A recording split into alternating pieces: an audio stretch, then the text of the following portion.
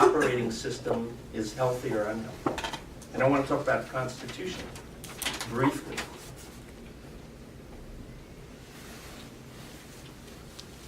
I don't think I have to talk about today's operating system. I think Fairhaven, you guys all know this, but it's legal for corporations to lie. Globalization is an extension of what's happened to the United States. Growth is good. In fact, growth has to happen. We're doomed if we don't have growth. The best regulation is voluntary regulation. It's legal to buy influence in politics. I mean, our operating system is, from my perspective, it's insane. It's not flawed, it's insane from the perspective of trying to be sustainable.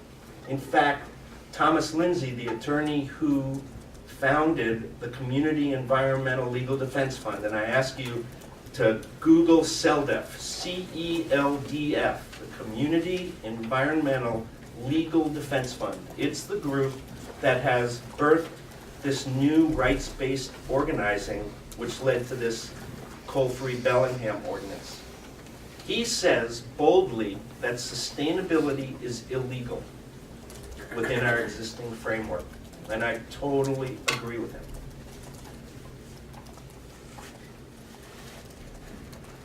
And I want to talk about our minds, and I want to talk about oppression, and I want to talk about our minds as being oppressed. It's an amazing concept. I want to read this quote and then talk a little bit about the Constitution. Oppression, this is all about culture. Oppression is linked to the web of ideas, values, beliefs, assumptions, and practices that help to make up the social relationships in which we are all implicated. Or as Hegel has stated, the world which is outside us has its threads in us to such a degree that it is these threads which make us what we really are. Again, I want to stress, and let me read that last sentence again about Hegel. The world which is outside us has its threads in us to such a degree that it is these threads which make us what we really are. You being in Fairhaven, I don't know of a better place to be to recognize those threads, accept the threads that make sense, reject the threads that don't make sense. So let's talk about the Constitution. We had this thing called the Revolutionary War. It didn't lead to the Constitution, it led to the Articles of Confederation. There's going to be a 2-minute American history lesson. The Articles of Confederation basically said, we don't need a federal government, we don't need a president, we don't need a king. Fuck kings, we just fought a war to get rid of the king. We don't like that system. We're just going to cooperate as states. We don't need an army. We don't need to tax each other. Let's just cooperate. It was about 8 years later that the Constitution was written. It's a radical it's not a tweaked Articles of Confederation. The Constitution said, we need a president, we need an army, we need taxation. We need a federal system that can control the masses. And as James Madison, who was one of the architects of the Constitution, the quote was something like, we need a system of the opulent minority to control the common people, to stop the ability of democracy to allow, call it commoners, to have a decision-making, and I stress this so much, decision-making control over what the culture becomes. Yeah, we'll give them the ability to feel like they're doing the right thing by being aware and having colleges and having books, and oh yeah, it's really important to be aware of what's going on, but not to be given control.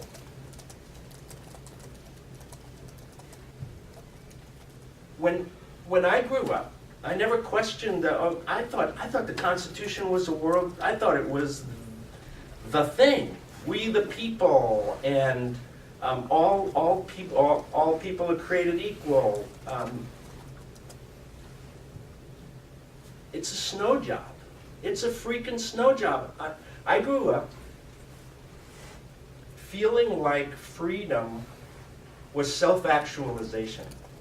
That freedom was not having a fascist state, being able to learn what I wanted to do what I wanted to do. But the way the Constitution is written and how it's been interpreted is freedom is commerce. And it makes sense from that era when there wasn't heat, there wasn't electricity. They were digging themselves out from being animals. So it made sense that they would put so much weight on commerce. But like Frank's saying, at a certain point, enough's enough, and beyond enough, it can get pretty insane. So commerce is the most protected concept in the United States. And if you look at globalization, it is basically an extension of this American concept that, like Frank was saying, civilization is the need to get more resources outside of your backyard, right? That's what a city is. A city needs to import resources. Well, what is the American dream but take whatever you want because you're better?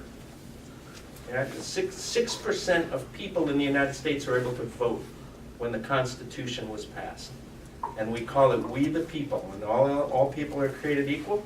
6% could vote because the people, the better people, were white males with a certain level of property. Wage earners didn't have property. Wage earners, like today, are living check to check, check to check. Back then, 6% had that white male with property. We've created the system that basically tries to push away the commoners, opens the door for commerce, and go to get the resources it needs. That's the basis of our operating system. And the operating system, now that we live in an era where there's dwindling resources, we're not dealing with the major issues like controlling population. I mean, yeah, we get better at winning these little battles, but we're losing the war at a rate that's outrageous, and it's going to affect all of us. And it's going to affect you a lot more than us guys. We got 20 years left. Yeah, we got 20 years left. You got 60 years left. And the chance of what is happening to the world affecting you is profound, and I want to talk about that. Frank was talking about ecological footprint, and I want to challenge Frank to say the biggest reason his footprint is large is because he's one of the best change agents on the planet. He's traveling to places to try to change the operating system. So it's not just your personal footprint that you need to look at. You need to look at the footprint of the career path you're going to take.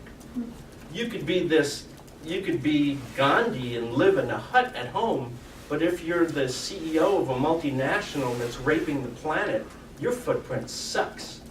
And most people don't get that. And there was a movement, and I don't know if it's still alive. It was going through the universities through the United States about 10 years ago, where students could take a pledge. And it was a simple pledge that you signed on to that said, I'm going to pay attention to the footprint of the career path I am going to go towards. Because I recognize that my real footprint is not just me, but everything I do. And I would say that this guy has a very small footprint because of him being a change agent trying to change that operating system. So it's one thing to take that test about yourself, but be thinking about where you're headed. You know, my footprint is much larger because of my company than my own.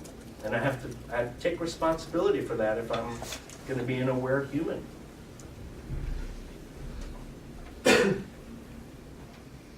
Until I've understood the basis of our operating system in the last year and a half, I thought the system was simply broken. You just have to fix the system. So I worked, all my activism was in reforming the system in the regulatory world. It's a very different world than this new rights-based activism. And let me describe what rights-based does and what this coal ordinance, I don't want to spend a lot of time on this coal ordinance, but The Bellingham Bill of Rights, which is the name of this document, and whoever wants to get involved with this, we're going to be starting signature gathering here in 2 weeks. The Bellingham Bill of Rights says this: we have an inalienable right to a healthy climate. We have an inalienable right to a renewable energy future. We have an inalienable right for nature to have rights by itself. In other words, right now, nature has no rights. It's property. And that's why the Commerce Clause is the most deadly thing we're dealing with in our operating system. So a tree has no rights to live. It's defined by who owns that tree and what they want to do with it, with a little regulations here and there to tweak it this way and that. So in the rights-based approach, it basically puts a picket pin in the ground and says, these are inalienable rights. That's the Bill of Rights section of it. And then it says, coal's insane. How can you be dirtier than coal? Coal violates these picket pin rights. And therefore, we are going to protect ourselves and our community, which is the only thing we have control over, maybe. Courts will prove whether we're right or not. We're going to say no. We're not going to say, let's put a cover over the coal trains, or let's limit it to a mile long instead of a mile and a half long. We're going to say, freaking no. That's what the Bellingham Bill of Rights is going to be. It is going to be an amazing battle. We just gave, in John McLaughlin's class last week, a presentation to about 100 people, and there was a policy professor arguing the legal aspects of our case, and it's going to be a tough battle because it goes against some of our basic laws like federal preemption, which says, oh, this is interstate commerce. That's the federal government. We're not going to let municipalities decide, because what if Linden says we don't want lollipops through our train system there? You know, if we give localities their own control, how do we have a system that'll function? And good question. Really good question. So I'm trying not to work on the reform of an operating system that I know at face value it's working exactly how it was designed.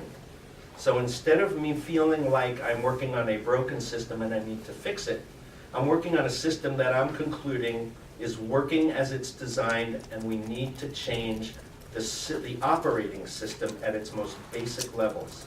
The Constitution needs to change to remove the power of commerce and replace it with the importance of rights, health, safety. Can I ask a question now, or would you prefer that I wait until the very Could you wait? Yeah, that'd be great. I'm getting close. I want to talk about the choices you have in front of you. I have two sons. One graduated from Western. One's 28, one's 25.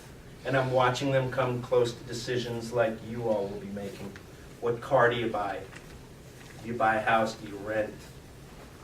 Who are you going to marry? What job are you going to take? Every time you make those decisions, it profoundly ties you in knots. Some of those knots are really good. And you got to be really careful that they're friendly knots and not handcuffs. Because I find that someone brought up earlier that you can hear an economist say, there are no limits to growth. Well, we've been hearing that since the 60s. They'll argue that scientifically. There's no limits to growth. Yeah, sure. I just lost my train of thought here. Give me a second.